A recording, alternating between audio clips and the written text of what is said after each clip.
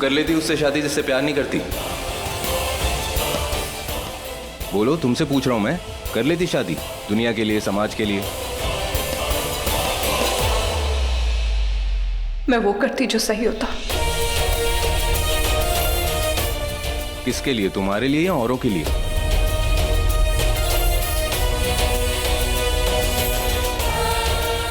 सबके लिए देव, मैं वो करती जो सबके लिए सही होता। इसलिए तुमसे भी वही करने के लिए बोल रही हूँ, तुम्हारे लिए, तुम्हारे परिवार के लिए, सबके लिए। तुम नया तारे से शादी कर लो ना, सब कुछ सही हो जाएगा। सबसे पहले तुम सही क्यों नहीं कर लेती हो? छोड़ दो रजत को। मैंने पहले भी कहा है कि वो लड़का ठीक नहीं है तुम्हारे लिए, और आज उसने वो प्रूव भी कर दिया तुम पर शक करके। वो खबर दिखाई ऐसे गई है न्यूज में, वो क्या सब शक करते देव? जो सब करते हैं वही उस एक इंसान को नहीं करना होता है। वो एक इंसान जो तुमसे प्यार करता है, तुमसे शादी करने वाला है, वो हमेशा तुम्हारे साथ होना चाहिए। जब सारी दुनिया तुम्हारे खिलाफ खड़ी हो, तब वो एक इंसान तुम्हारे साथ होना चाहिए। जरूरी नहीं है जैसे तुम सबको देखो सब तुम्हें वैसे ही देखेंगे।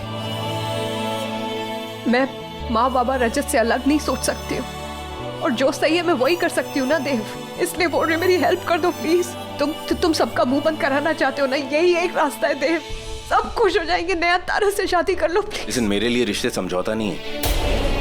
मैं बिजनेसमैन हूँ, लेकिन मेरे लिए शादी बिजनेस डील नहीं है। तुम समझ के बेटा, मानस को होश आ गया है, घर चलो। रियली? हाँ चलो।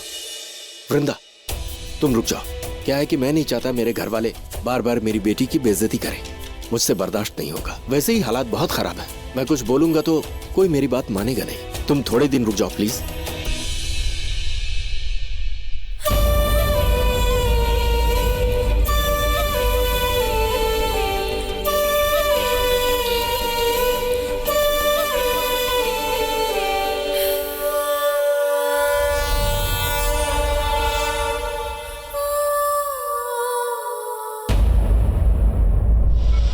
मानस,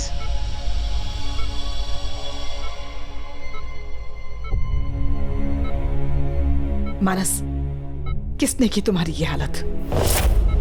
कौन था वो? कुछ याद है? बस एक बार बता दो कौन था वो। तुम बस नाम बताओ बेटा, कौन था?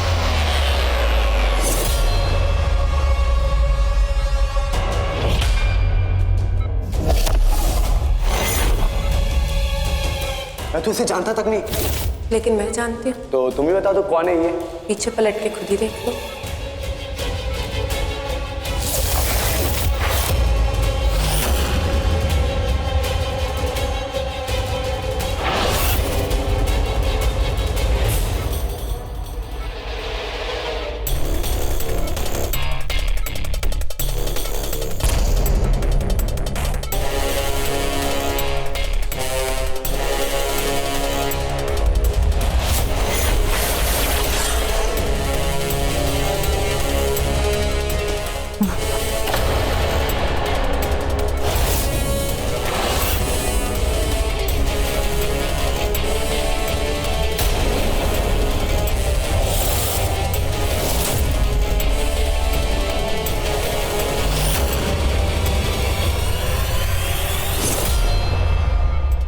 नैनतारा, आओ ना, मानस तुम्हें बुला रहा है।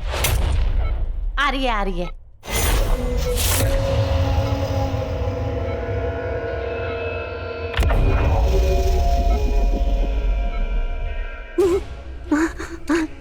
कैसा फील कर रहे हो मानस?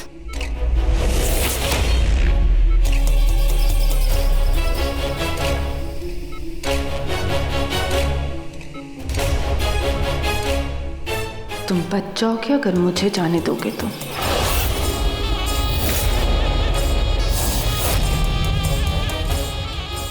डॉक्टर को बुलाने के लिए? मैं बुलाता हूँ डॉक्टर को। मैं भी चलता हूँ। भूल गई तुम? श्राप सिर्फ 25 साल के लिए था, अब 25 साल बीत गए हैं।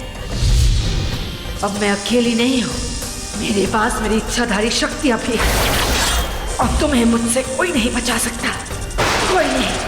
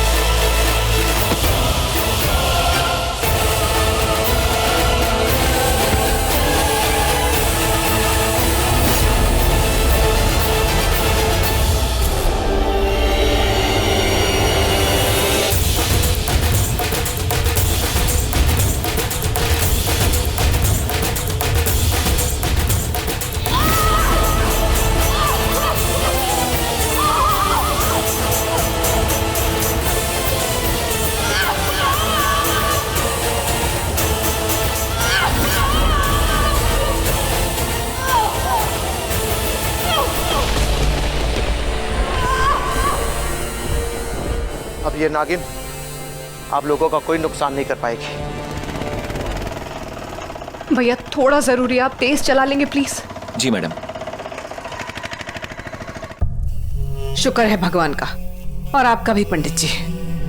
अब आप जाइए यहाँ से। लेकिन इस नागिन का क्या करें? इसे माधव और रसिक संभाल लेंगे। आप जाइए यहाँ से। हाँ पंडित जी हम संभाल लेकिन वैशाली बहन, इस बात का खास ध्यान रखना होगा, इस अभिमंत्रित भभूत का असर कुछ वक्त तक के लिए है। जैसे इस भभूत का असर खत्म होने लगेगा, ये खतरनाक नागिन यहाँ किसी का भी नुकसान पहुँचा सकती है। पोटली वाले बाबा, आप मुझे पोटली दे दीजिए, हमें भी बबूती चाहिए। आप जाइए। जाइए पंडित जी। जय श्री कृष्ण। जय श्री कृष्ण।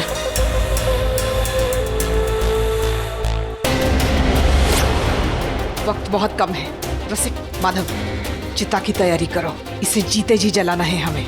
जाओ।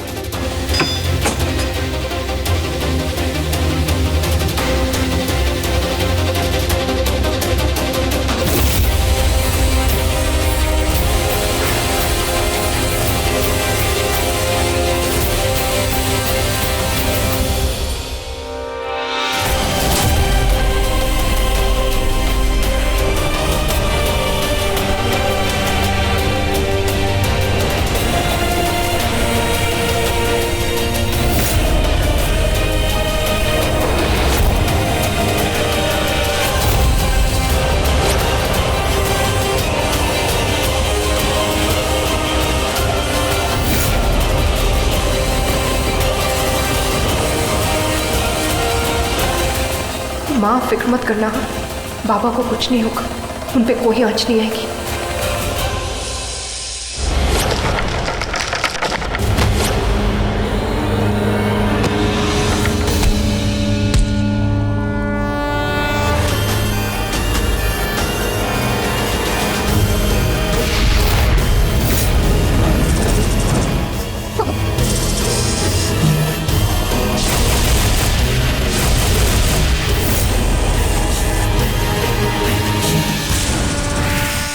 माधव,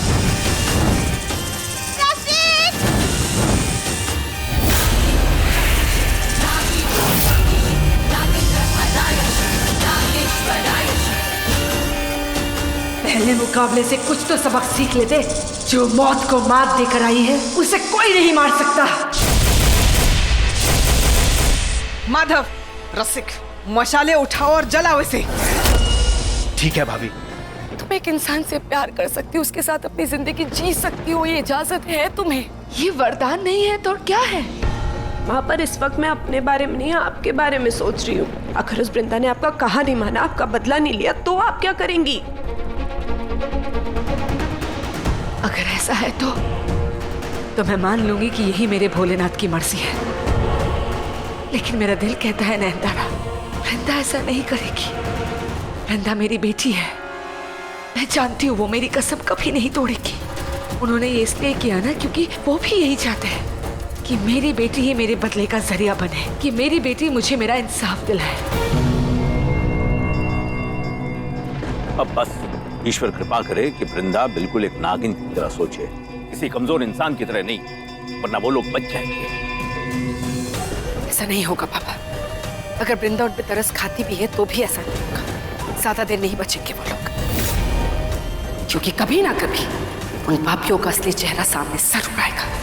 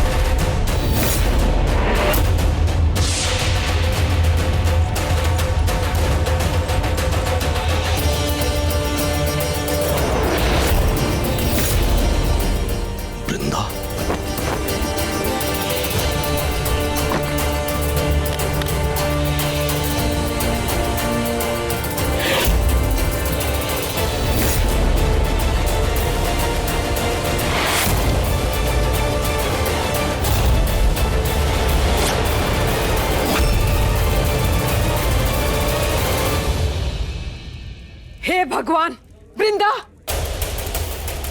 वृंदा? हे राम दीदी, ये बदल कैसे गई? मैं तो नयनतारा को लेके आई थी।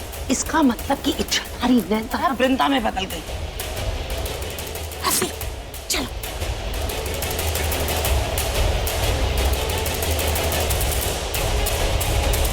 वृंदा, तू यहाँ तो नयनतारा। वृंदा तू कैसे यहाँ पर? वृंदा बोल रहा। बोल बेटा। हाँ, तू किसे?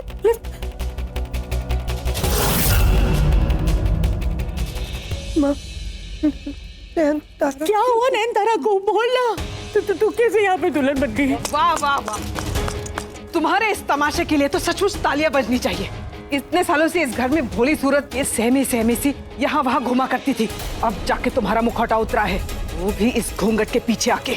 बड़ी माँ ने और स्वरा, तुम्हें तो बड़ी तकलीफ होती थी जब बिना मांगे मदद करने ये लड़की दौड़ी चली आती थी यहाँ पर, तो वो सब दिखावा था।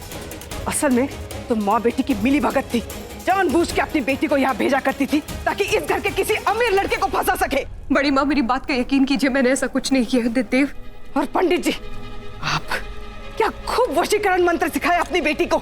आपको भी लगा इस शादी के बाद आपका भी बंदोबस्त हो जाएगा, तो घर घर जाके पंडिताई तो नहीं करनी पड़ेगी। माँ बाप बेटी सब मिलके मेरे बेटे को फंसा रहे थे। बड़ी माँ आप ऐसे मत बोलिए, मैंने ऐसा कुछ नहीं किया, मेरा ऐसा कोई इरादा नहीं था, मैं सच बोल रही हूँ। देव ऐसा नहीं है। दीदी उठवा लिया, अगवा कर लिया। नयनतारा गई दीदी, नयनतारा को अगवा कर लिया इसने। जवाब दो, कहाँ है नयनतारा?